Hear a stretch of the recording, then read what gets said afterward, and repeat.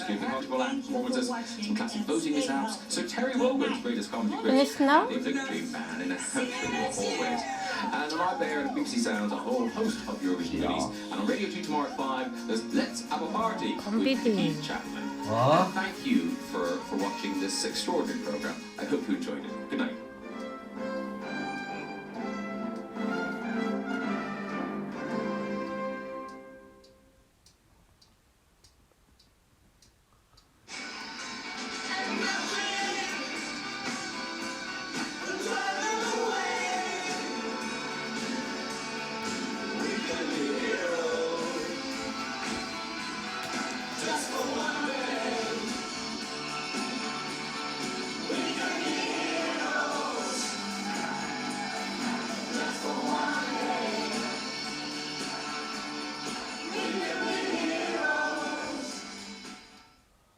It spread through the home very quickly. I've never seen anything like it. I asked why aren't you being tested? She said, well, we're trying to get tests, but they're not testing care homes at the moment. It's an absolute tragedy.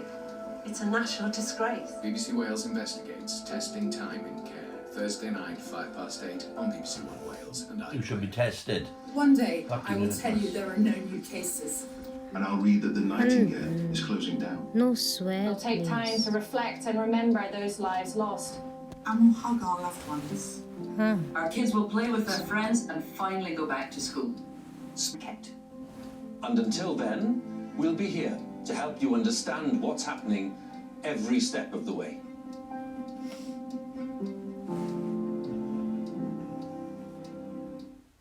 Just tell me you're ashamed of me. I could never be ashamed of you. Is yours done yet? Mine is. I don't want to bring someone into Joe's life without asking you first. But I'm already thinking now until he starts calling me Dad. He loves you. Anyone can see that. Brand new The A-Word continues Tuesday at 9 on BBC One and all episodes streaming now on BBC iPlayer. Right, so what news is The on BBC now News then? at 10 now on BBC One Wales with Kate Silverton. Standing firm on plans to reopen schools in England next month, the government says decisions are being made on the best scientific advice. The Education Secretary acknowledged some parents and teachers had anxiety, but said the longer children were out of school, the more damaging it would be.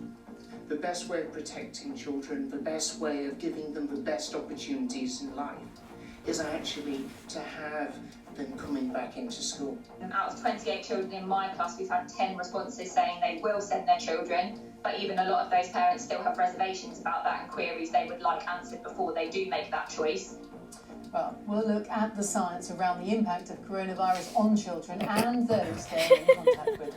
Also tonight, people heed warnings not to overwhelm beaches, beauty spots and parks on the first weekend after lockdown rules in England eased.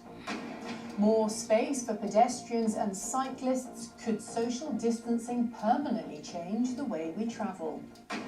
And football, but not as we know it. Germany's Bundesliga becomes the first major European league to restart.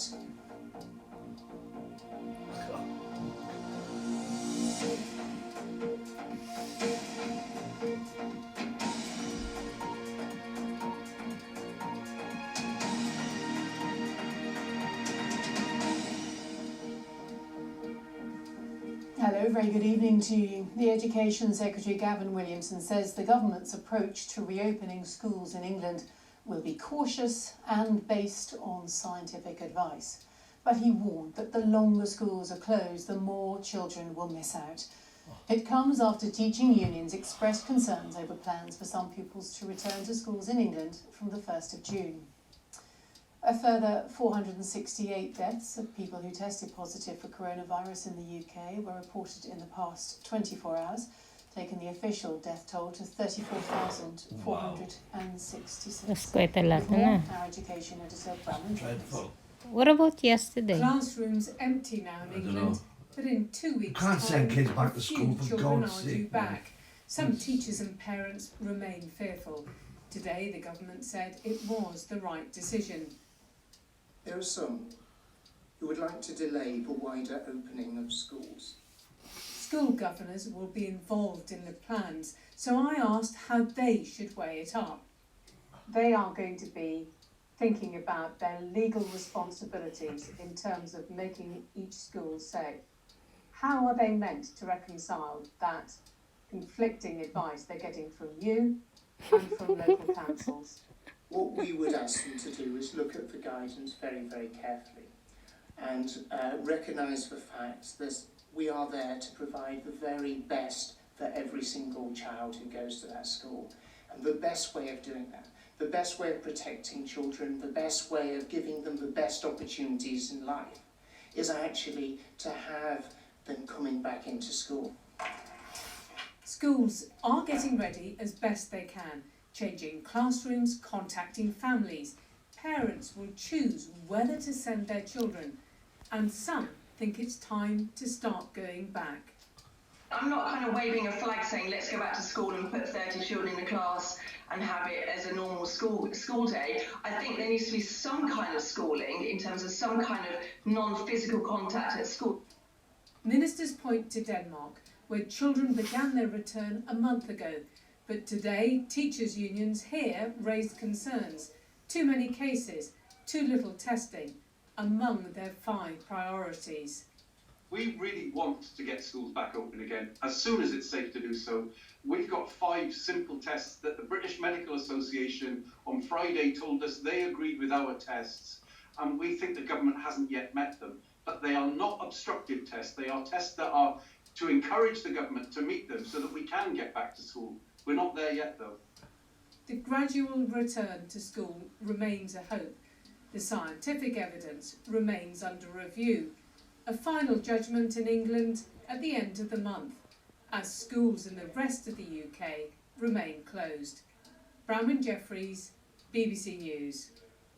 So, as ministers insist they will be led by the science when making these decisions, what does the science say about how children are affected? Lauren Moss explains. We've only known about COVID-19 for under 6 months, and the science community is still learning about it. But one of the big questions to answer is how are children affected? Put simply, children seem to catch coronavirus as much as anyone else. The survey by the Office for National Statistics published this week suggests 1 in 400 people in England has coronavirus, and it also found that children are just as likely to test positive as adults. But they don't appear to develop symptoms which are as serious or be as vulnerable to it. More than 24,000 people have died in hospitals in England with COVID-19. 12 were under the age of 19. Most had underlying health conditions. We know from the current information that children have fewer symptoms and appear to have different transmission dynamics to adults. And it looks like they probably have shorter or fewer viral excretions from coughing and speaking. But we can't be sure for certain, and we certainly need more research in the area. So if children catch coronavirus, how likely is it then that they can carry it and also spread it? Any increase in social mixing could lead to an increase in the R number, the rate of transmission.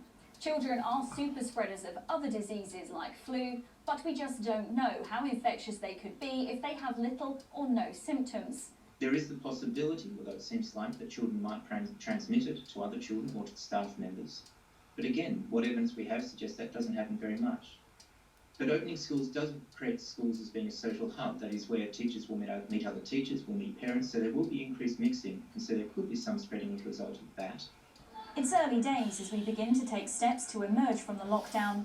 What we learn in the weeks and months ahead will shape what our new normal becomes.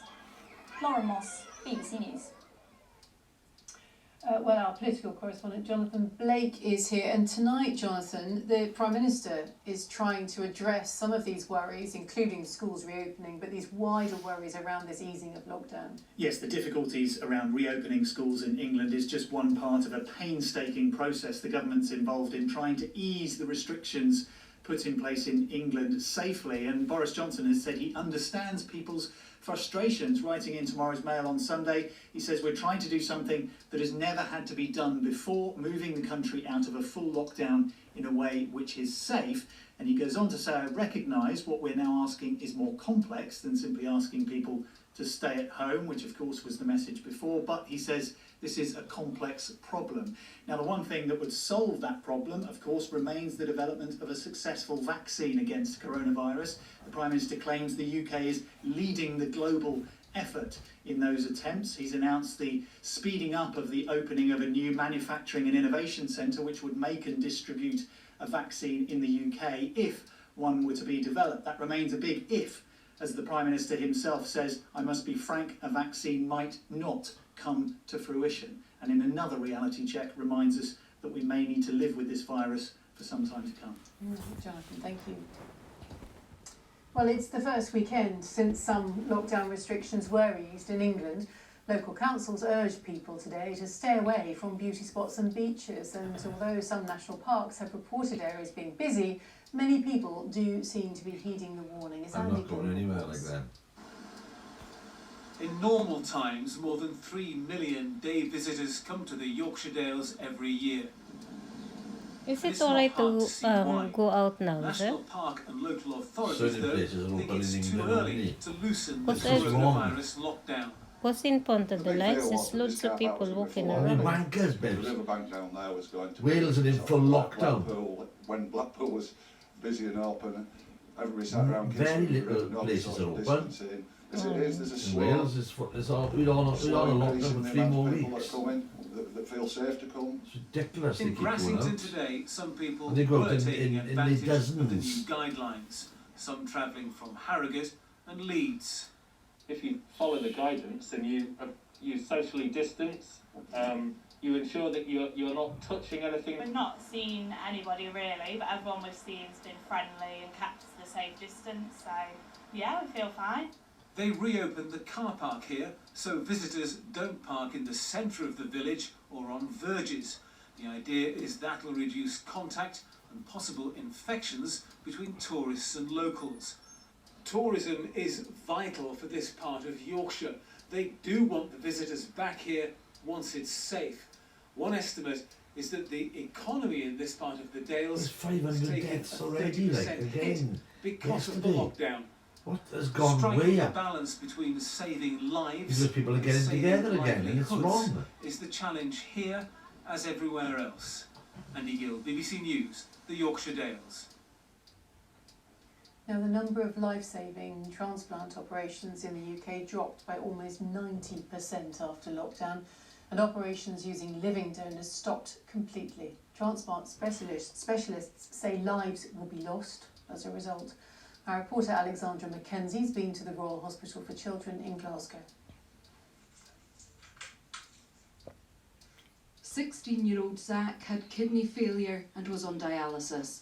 Now he's recovering from his transplant operation. I've been waiting for 2.5 years, and when I finally got the news, I was so relieved that it actually happened. And what was life like before you got the transplant? Yeah, it was really hard. I couldn't eat a lot of foods like chocolate, potato crisps, bananas. I couldn't even go out with friends either because I had a central line in, so in case that got damaged. Did you kind of think twice about it because of COVID-19? Yeah, I did. I was really scared about COVID-19, and when I got this transplant, I was really worried about it because if I did get it, it would be really bad for me. Zach's mum hopes this is a second chance at life. I still can't believe it when I look at him and I look at how healthy he actually looks now. Just his colour, his complexion. He was very pale before. He's got colour in his cheeks. He's got a sparkle in his eyes which he lost. In the UK at the beginning of March, there were around 80 transplant operations every week. In April, this fell to around 10. Now it's increased again to 47. We had scheduled transplants that have been cancelled, and small children who are on dialysis are at risk of accruing significant problems the longer they're on dialysis for. Delaying transplant has to be done when it has to be done, but these children will get more complications the longer their transplant is delayed for. Adult patients on dialysis are at significant risk of COVID-19, and the rate of death in those patients is above that in the general population. It's just going to be COVID-19 has also brought challenges to the ward. And we've kind of dealt with Next things year? that we've not really dealt with in the past. Maybe another Even year? wearing the masks in the room, you know, Like this? Zach knows who's under the mask because he It's knows pretty well. unbelievable, But isn't even it? that's just, it's a different thing for them all to cope with. The teenager, who's even leading a poster campaign, is eager to start his Glasgow. Good luck indeed. Now, this week, towns and cities across the UK have implemented measures to encourage walking and cycling. The temporary changes are aimed at reducing use of public transport and cars, of course, but as we emerge from lockdown, they could signal a permanent shift in the way we travel, as our Chief Environment Correspondent Justin Rowlett reports. Deansgate, the main road through Manchester, is changing. Today, barriers and trees closed a key stretch to traffic. Elsewhere, new walkways and pop-up bike lanes are appearing. We want to see change across the city. We want people to walk and cycle more, but we want to do that in a safe way. And it isn't just Manchester. This week, pop-up cycle lanes opened in Glasgow, in Leicester, in York, and in Brighton, and dozens more towns and cities have similar plans. London is closing some of its busiest streets to create what it claims will be the largest car-free area in any city in the world. Most of these measures are presented as temporary, providing social distancing space. But often the aim is to make them permanent, which is why some motorists are describing this as a one-off land grab, conducted under the cover of lorries, anti-vans, and yet all those methods of transport are essential for economic recovery and for the things we need in Britain. So don't punish one group at the expense of the other. Coleman is going to blow the world record out of the stadium. Olympic gold-winning cyclist Chris Boardman says making these changes in our cities is about more than just finding new ways to get to work. We've stopped talking about a climate crisis and stopped talking about pollution and dirty air. All of those crises are still here. And if you really want to protect the NHS, as well as clapping for them, we can actually make ourselves a healthier nation. We'll show you some of these. People certainly seem to be voting with their feet and their wheels. Ken Foster says his bike shop in Manchester is the busiest it's been since his granddad opened it almost 70 years ago. So Ken, what about when it's raining? There's no such thing as bad weather, only inappropriate clothing. You won't be surprised to hear that Ken